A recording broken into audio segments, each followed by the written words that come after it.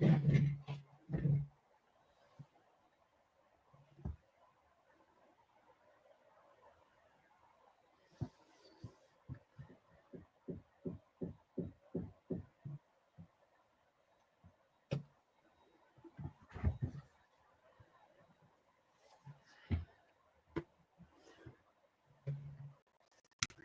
and welcome back. We've had a summer break and we've got lots of news to bring you.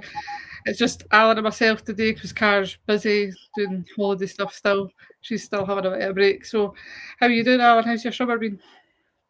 It's been pretty busy. Work's been challenging, and it's been really missing football. So, watched a fair bit, but it's not the same as watching Rangers. Oh, I know. It's back. We're going to have hundreds of games now, so we'll get stuck in. And talking of that, our first fixture of the season will be up at Montrose because we like a wee away trip to kick off the season.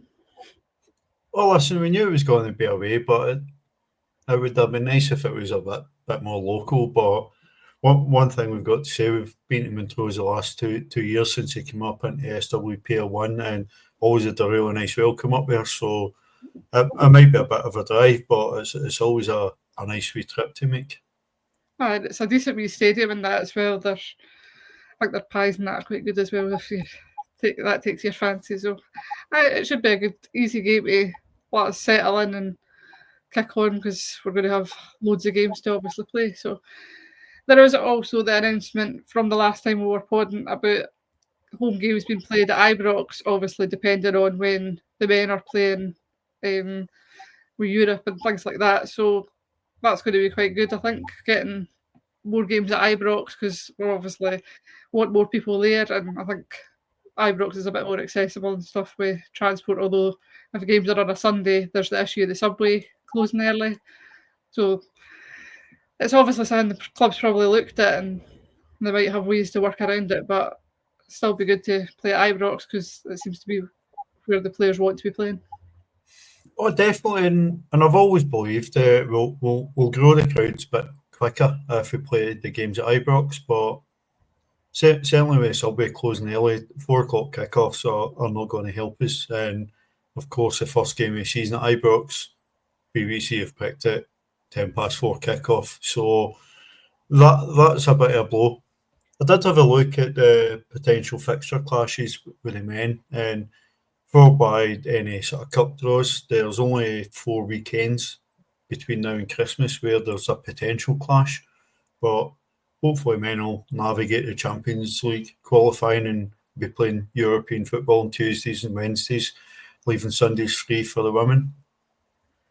Yeah, definitely. There's also, I suppose, the potential to move the women's games about a bit more because, like, Friday night games seem to work quite well. So at least if we've got Ibrox, which is our stadium, rather than having to work around Broadwood, that's going to help as well. We will obviously be at Broadwood sometimes as well, but us having our own stadium to make our proper home because Broadwood's never going to be that for us, is it? No, it's not. And as a community facility, like you said, we kind of tied to when the pitch and the ground is available. So playing Ibrox does give us the opportunity to try things. And Donald's always been quite open about speaking about using the women's team to trial different things that you maybe not get a chance to just try out with the men's team. But if they work well, could then be taken on to the men's team. Maybe Friday night games are like something that could be looked at to avoid any clashes. Yeah, definitely. I also wonder, because the facilities are there, do you think maybe games will be on Rangers TV for people that are further afield and can't get to games? There's not really much excuse considering the men's home games are streamed for Ibrox. No, it's an option. I would like to think it's an option, but I really don't think that Broadwood lacks in facilities for streaming games. I think it's very much a will as opposed to an ability that the club are not doing it. I'd be very surprised if they do it this season when they move the games to Ibrox and they're going to want to push the numbers getting through the gate. So I'd be very surprised if they started streaming the games live. Yeah, that's the difficulty. They want people through the door, so if they put games on Rangers TV, folk might go, can't be bothered going. So it's a fine balance to play, but we'll see how it goes. At least the option is there, which it pretty much, as you say, has always been there. They've just not wanted to do it, but we'll see how it goes. So some disappointing news for players leaving, unfortunately. We've lost Innie going to Liverpool, which is a fantastic opportunity for her, obviously, a big club down south. She wants to obviously challenge herself. Rio leaving for Bristol City, obviously another big loss to us. So two big first team players leaving, going out the door, and obviously we wish them the best of luck, but disappointing to lose two really good players. Very, very disappointing to lose both those players, and there's a lot of experience down the spine of the team we've lost over summer. But Rio Hardy for me should have been our nailed on first choice striker, but I think she became very dispirited looking last season. She was in and out the team, and I really don't think that was merited. You know, Rio Hardy was the one that you'd rely on. You know, if you needed a goal in a big game, pressure situation, you'd want Rio Hardy on the end of the chances. And losing her, I think, is a massive blow for us. Kirsten McLean was always going to go and play at a better level in Scottish football, and as much as we've all seen the Scottish game come on leaps and bounds, you know, Kirsten McLean's way ahead of that, and I certainly wish both of them, and indeed all the players that left this summer, I really think we can all wish him the best of luck, and I'm sure they'll all do great things wherever they are and whatever they're doing. Yep, absolutely. We did have some incomings, well, a couple of them anyway, and we'll probably have more to come now that the new manager, which we'll talk about soon, will come. So we've got Fallon Connolly Jackson, young fullback, joining the club, 2-year deal. Has just recently been turned professional with Sheffield United last season, I think it was. And then we've got Alice Griffiths, who's defensive midfield, which we obviously needed the replacement because our midfield was obliterated with who's left. So two young players, but obviously they're going to kind of need to hit the ground running because Fallon maybe can get a bit more bedding in time because she's so young, but I think Alice is going to kind of need to hit the ground running because we really need that strength and depth again in the midfield. Definitely, I think two excellent signings. Fallon Connolly Jackson was somebody I saw for the last couple of years playing for Scotland's under-19s and breaking into the under-23s. Absolutely fantastic young player, and that gives us, I believe, the best two young fullbacks in the Scottish game because we've already got Ailey on the right side and now we've got Fallon on the left. Whether we see Fallon play as a wing back or as a traditional fullback or even one further up, I think she'll be absolutely loved by the fans. And with Alice, I hadn't heard of her until the morning of the Middlesbrough game when it was announced that we'd signed her. But speaking to those closest to me who did know about her, they were very excited. So what I saw of her in her 30 minutes or so against Middlesbrough, very, very encouraging. You know, very direct. I like how quickly she can switch a play. And certainly with us having a bit of pace up front, you know, that'll certainly help us beat the press a lot of teams will put on. Yeah, and it's also good that they're basically two internationalists. Fallon's obviously pushing through the younger age groups, probably within the next couple of years, can get into the Scotland A team. Alice was away to the Euros with Wales. Didn't play, I don't think, but still a great experience to be a young player going away to a Euros with your country, which could only stand in good stead for experience for us when we hopefully push for like winning the league and that this year and getting Champions League football hopefully next year. Definitely, and I'm sure Agent Rowe had a wee bit of a helping hand, you know, if Alice needed any advice on what it was like to come up here. So certainly Fallon will know plenty of the players and even some of the staff from a Scotland set-up. So hopefully that helps him come in, hit the ground running. You know, we saw the wee getting to know you videos, and Alice looks quite a quiet person. So, you know, I'm sure the team will get around to her and make her feel super welcome. And Fallon just looks absolutely brimming with confidence, which is great to see from a player coming in.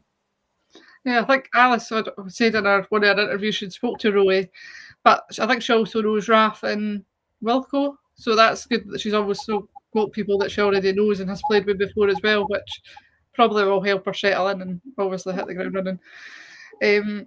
Obviously, she's touched on there the Middlesbrough game. We won that 6-0, which we were obviously at. We played fairly well, to be honest. I think we were about what we're like, how good are Middlesbrough going to be? Are they going to be a good enough test? But I think it was a good run out for the team, a very young team.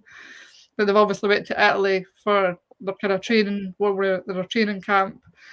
Lost 5-2 to Inter Milan, then 4-0 to AC Milan, which I don't think we were really expecting much for them. It was about challenging themselves against very good opposition and seeing kind of where they were at, really. But obviously work to do, but still good minutes in the legs for the majority of the team and a good chance for the team coaching team that was in place to see where like kind of strength in that is, because we've obviously got work to do, but it was obviously a good run out for them as well. Oh, definitely what to do. Middlesbrough was a good test to get some minutes in the legs to start with.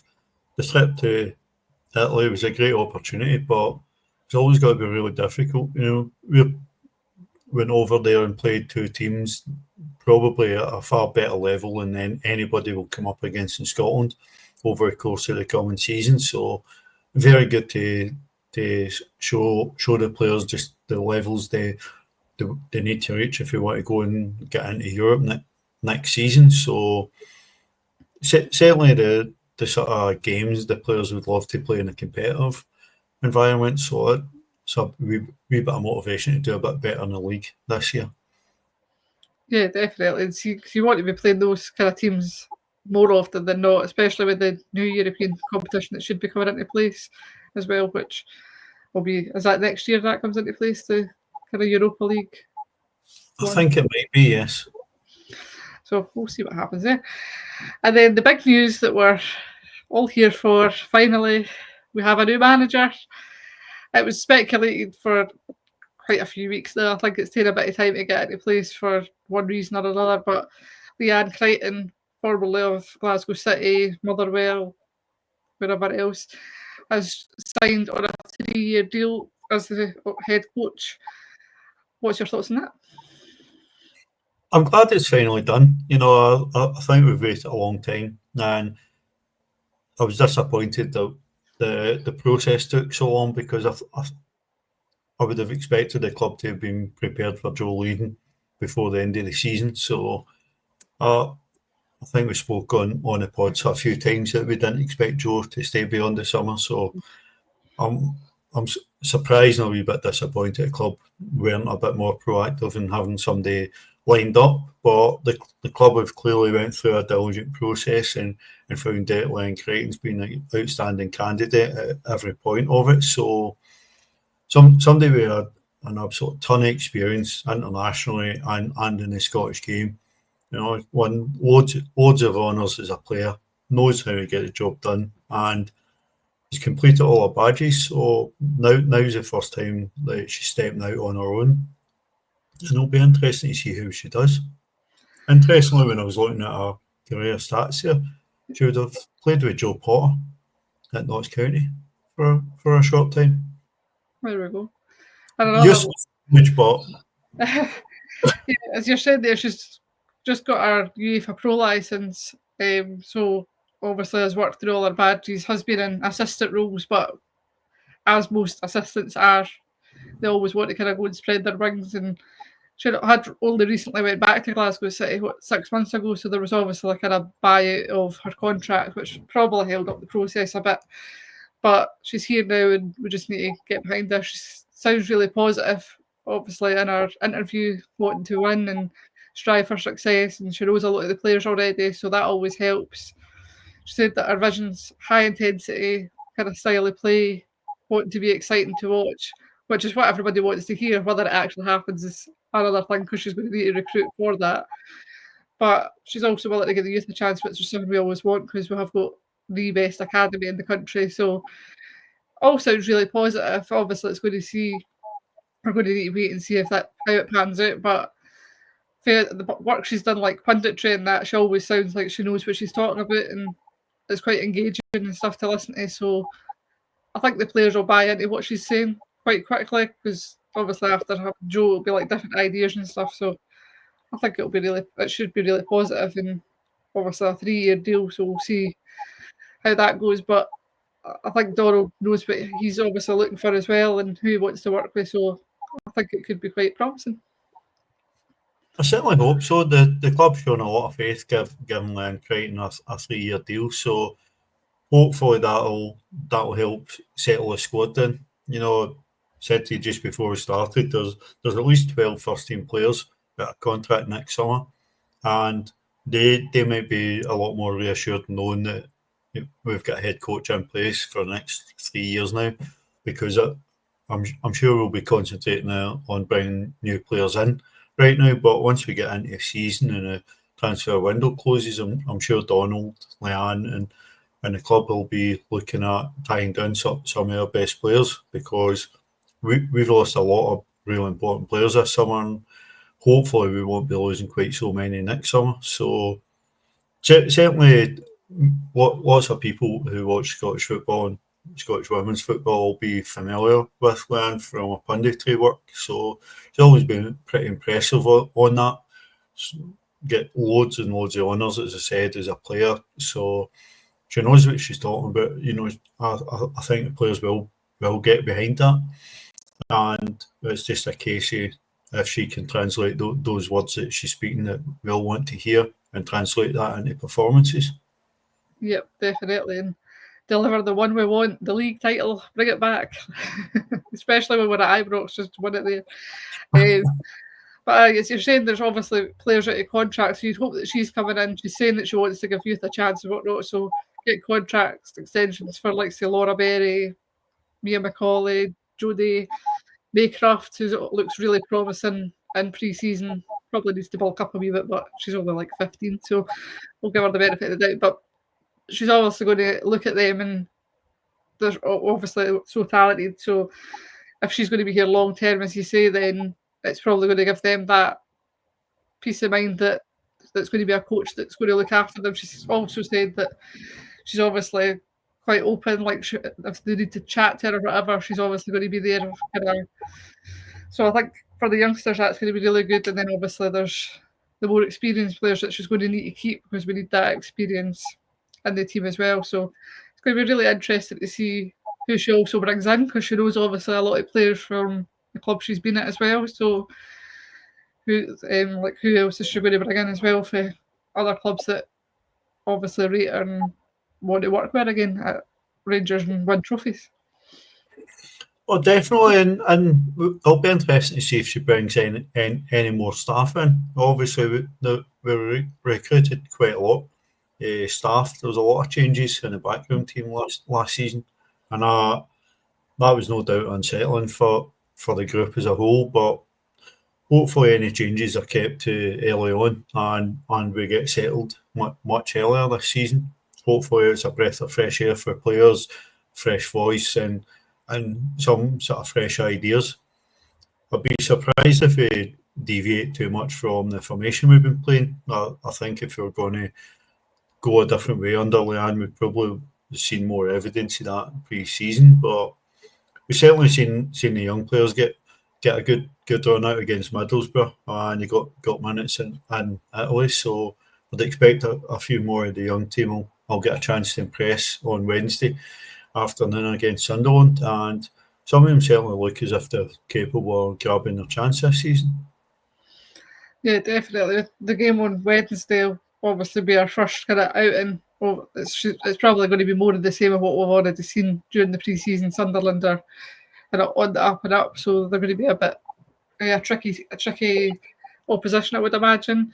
They'll step up for Middlesbrough and that as well, so it'll be interesting, obviously, for her to get our ideas into them the next couple of days, and then obviously see how that goes, and then she'll obviously be properly in before the start of the season in a couple of weeks. But tickets are on sale obviously for Wednesday, so if you can get a little 2 p.m. kick-off, which summer holidays, but also a bit tricky for people that are working and whatnot, but that's what it is. That's the way the women's football game seems to work. So it'll be interesting to see obviously how she was going to set the team up and stuff as well. So that should be quite an interesting tie. It should be quite an interesting test. Sunderland will be a marked improvement on Middlesbrough, and a good way to finish the planned pre-season games. Well, with a clear weekend, I'd expect there'll be at least a closed doors game at the weekend for Leanne Crichton to get a further look at the team. But might we see a return with Sunderland for a former hero in the club? You'll know far better than me, Laura, and Brianna Western, the only title-winning captain we've had so far. I know, and I'm actually going to miss the game on Wednesday, and I've been wanting us to play Sunderland since Bree went down, and of course the time I'm going to miss it is the time she comes up, but that's just the way it works, eh? But it should be good for her to come back, and she obviously knows still quite a few of the players that are there, so I'm sure she'll be enjoying coming back up and playing against obviously her former team that, as you say, she won the league with, so she'll be hoping that she maybe passes on some of our luck for Nick to lift the title at the end of the season. Hopefully, but for some of the people that maybe watch it that didn't see her play for Rangers, what's some of your best memories of playing at Rangers, other than the obvious lifting the league trophy? Oh, well, she just gets stuck in, puts her head in whenever, trying to score goals and whatever. I think she ended up with big lumps on her head constantly because she just got stuck in like a proper Rangers captain, just putting her shell about. And she was a great player. I would have her back, to be honest, if Leanne wants to just whisper her to come back or whatever. But she was brilliant. Cara and I had been there to visit her in, like, when she's been playing for Sunderland and that as well, and she still loves the club. I think she probably always will. So she's just one of them that really bought into the club and gave her absolute all. Such a passionate player, great defender and everything. So I'm sure she'll be, as I say, relishing the challenge of playing against us for a change, but she'll probably also be thinking, wish I was still there. Good. It's always nice to hear a bit about memories. So just turn the tables and ask you questions for a wee change. Just mix it up a bit. So yeah, that's obviously pretty much all we've got to talk about this week. I think we'll be back if there's any more breaking news or if we get signings or whatever before the start of the season in a couple of weeks. Yep. If we're not back, we will hopefully see as many of you watching as possible at Montrose. A bit of a long drive, but get it out of the way while the weather's nice. So hopefully see lots of people at Montrose, and maybe even see a few of you on Wednesday afternoon. Yep, absolutely. Enjoy the game on Wednesday afternoon if you're going. Say hello to Bree for me if you get the chance. Well, thank you for joining me at such short notice, Alan. Obviously, the club like to just spring these things on us, so we obviously had to get this out quickly, but I appreciate you making time to do this afternoon. No worries. Enjoy the rest of your time off. Thank you very much. Right, we'll speak to you very soon.